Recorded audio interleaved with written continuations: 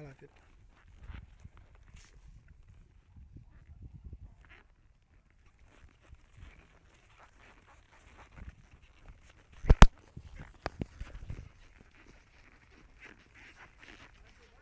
Já tô filmando.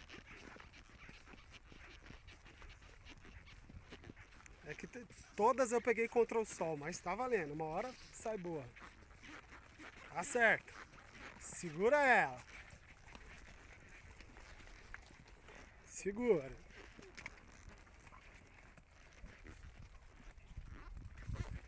A outra fica louca. Vou dar uma banhada no rio aí, ver se tem tomar uma água. Eu nem posso, porque a outra vez que nós viemos, também não quis não. Ah, é? Logo vem na família. Vem.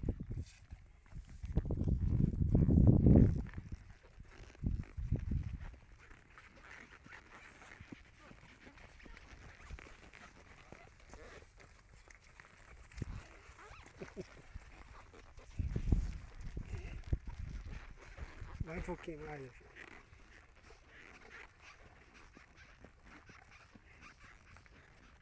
Aí.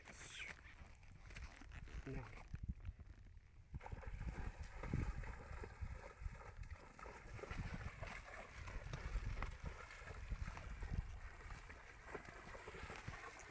Vem, vem. Vai atravessar, filho? Você vai atravessar? Ele quer, Toninho.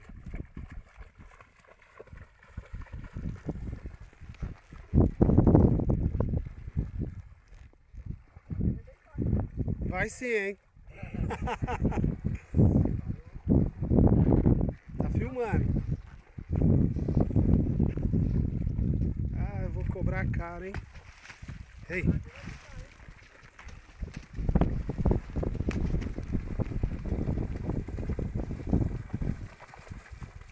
Um dia eu vou trazer ele, tirar a cela e soltar pra ver se ele entra aí, vai até o Se fundo. for montado, ele entra.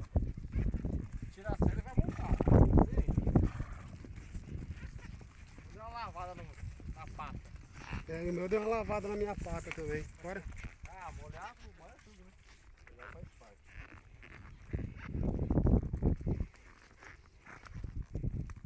Entrar na água é uma arte, molhar embaixo faz parte. Ah, falar que esse cavalo entrou na água.